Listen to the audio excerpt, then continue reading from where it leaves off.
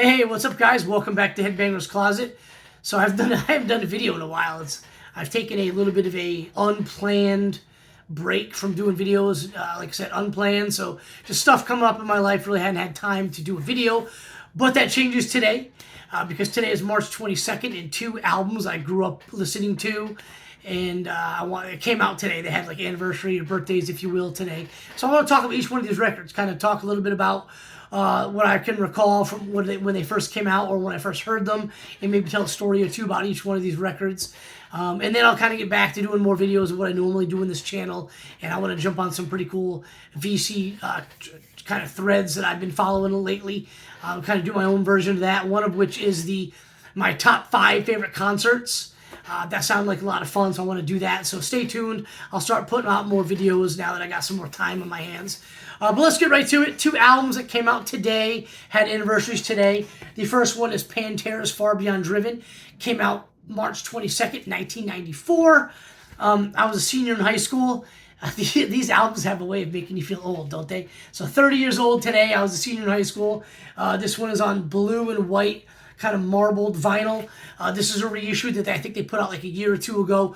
They put out all the Pantera records on colored vinyl, and they all have cool names that kind of resemble the album title or a song. And this one's entitled White and Stronger Than Blue Marbled Vinyl. So it's pretty cool. But this, like I said, this thing came out March 22nd, 94. I was a senior in high school. I was already a fan of Pantera. Loved Vulgar Display of Power. Was listening to the songs on the radio, listening to the CD. And when this thing came out, no different. The first song on the radio was I'm Broken. Thought it was great. Picked up the CD when it came out. Loved it. Loved all of the Pantera records for that matter. But I was really excited when this thing came out because I had a car, and I knew if they came around to my area, I'd probably be able to go see them. I had seen a bunch of bands play shows, Metallica, a boatload of times on the Black Album, Megadeth, bands like that, been, some Motley Crue. So bands, a lot of them in arenas or stadiums and stuff like that, or large theaters. Only saw a couple of shows in clubs. Saw some 80s hair bands that were still kind of touring in the early 90s that had kind of went from playing bigger places to small clubs. And then some smaller metal bands I saw in clubs. But Pantera played at a club called The Strand. And I went with my brother. He's the one that got me into Pantera in the first place. So naturally, he and I went together.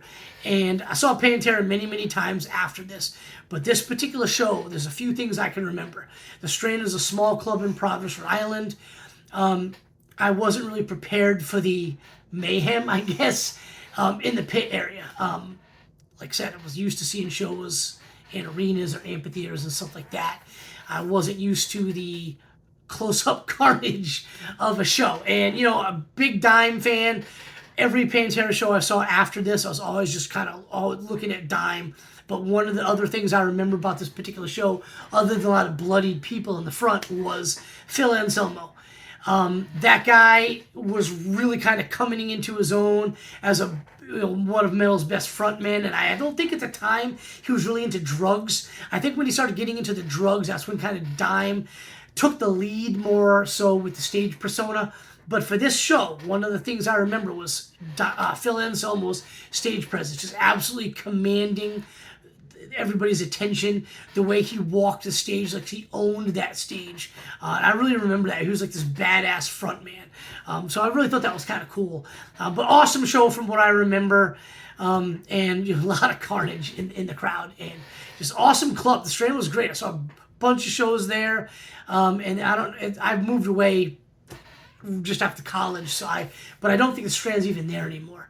But I remember growing up, going to the Strand, going to Lupo's Heartbreak Hotel, places like that in Providence. It was always a little closer from where I lived in Massachusetts than Worcester or Boston was. But awesome show. Pantera's Far Beyond Driven, 30 years old today. So the next one is basically one of the GOATs in heavy metal, right? It's Iron Maiden's Number of the Beast. Came out March 22nd, 1982. I wasn't even a metal fan when this thing came out. It was March of 82, so what was I? Almost 8 years old. I didn't get into metal till I think the next year. when Motley Crue put out Shout at the Devil. If you want to hear my metal origin stories, I've done a video on that one, so just scroll down. Yes, a lot of videos ago, like years ago, I did my origin story. I might do it again, it's kind of a cool story, but I got into metal with Motley Crue Shout at the Devil. So when this thing came out in '82, I remember seeing the posters for it at the record store when I go to the big department store. They had like a record store section in the store. I remember seeing the posters for it and just looking at the album and looking at the artwork, just being like, whoa, that's awesome, and being kind of scared of it and wanting to buy the cassette but never doing it.